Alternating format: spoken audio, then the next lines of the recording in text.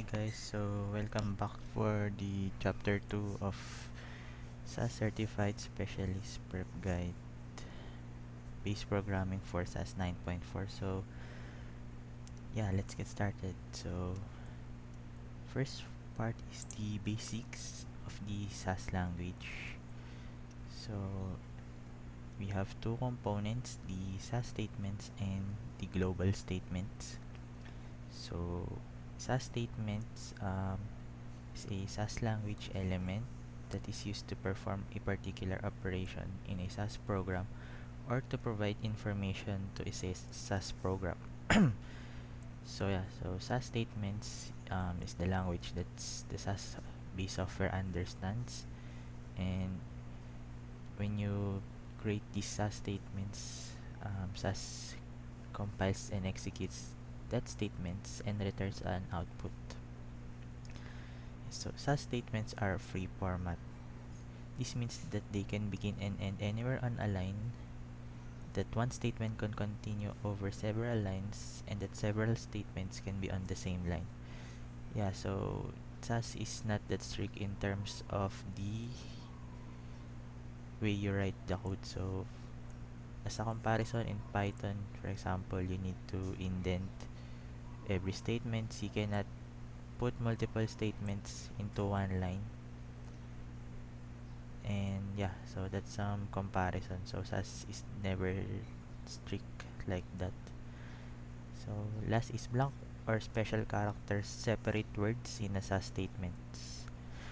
Excuse me. So I had not experienced the special characters case, so mostly it's a blank or space that separates words in the SAS codes. So tip, you can specify SAS statements in uppercase or lowercase. So in most situations, text that is enclosed in quotation marks is case sensitive. So what that means is, in yung the keywords, they do not need to be all lowercase or uppercase. They can be mixed case. Yeah, so and yeah, so here are two important rules for writing SAS programs. A SAS statement ends with a semicolon, and a SAS statement usually begins with a SAS keyword. So when SAS detects a semicolon, it means that the statement has ended already and it will compile now the next statement. So for example, the statement is on first line, then the continuation can be on the same line or on the next line. But when SAS detects the semicolon, it means that this first statement has already been completed and moved to the next statement. Yeah, excuse me. So there are two types of SAS statements: statements that are used in data and proc steps, and statements that are global in scope and can be used anywhere in a SAS program.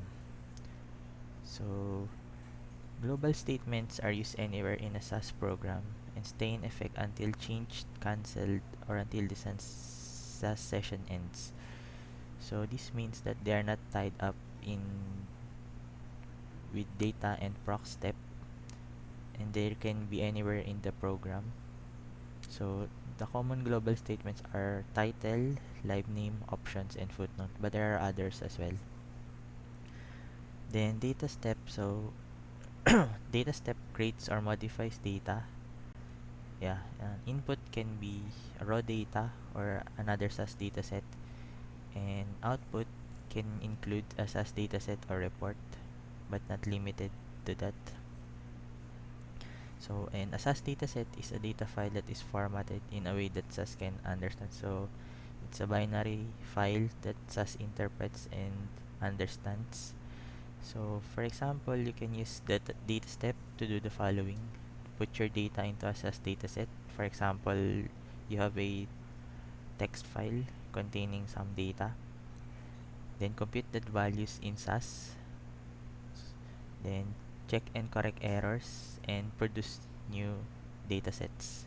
So that's one sample flow of the data step from a raw text file to a clean report with all the calculations you need.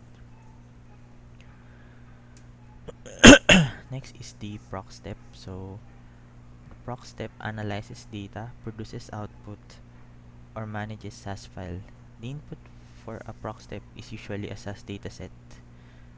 Output from a proc step can include a report or an updated SAS dataset. So it's not always dataset. You can also use procedure to import a, let's say, CSV file, for example, convert that to a SAS dataset. So we'll go along as we move to the next chapters. So for example, you can use proc steps to create a report that lists the data, analyze data, create a summary report, and produce plots and charts. So that is some of the capabilities of proc steps, but there's more. So again, we will dive deep into that as we move to the further lessons. So here's the sample SAS program structure. So SAS programs consist of sequence of steps. So it, this program can consist of global statements, data, or proc steps, or combinations of those. So below is an example. So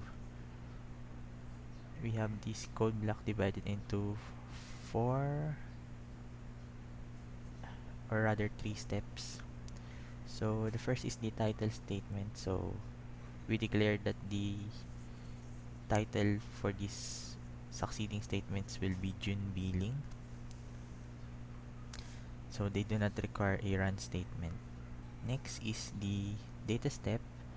So what it does is use the admit June dataset as an input and create a new dataset June P as an output. The contents is all the patients admitted in June with age greater than 39 years old.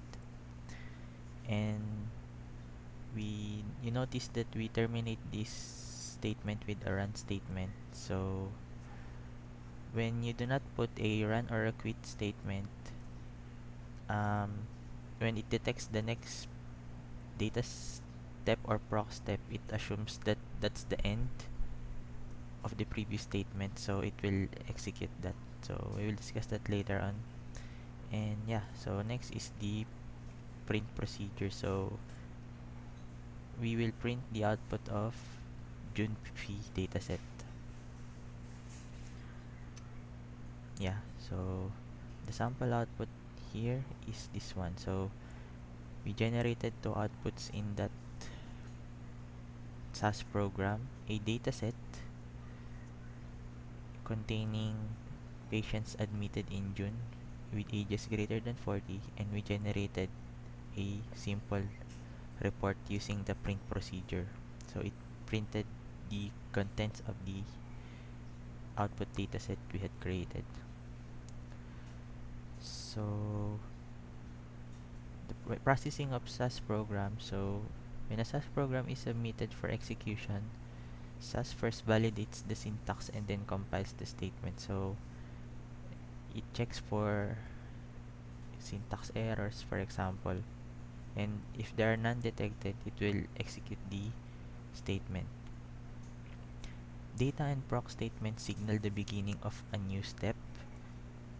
So that means that the beginning of a new step implies the end of the previous step. So at a step boundary, SAS execute any statement that has not been previously executed and ends the step. So for example, here we had a SAS program. So the first part is the data step. So it reads the dataset admit and creates a new dataset admit2,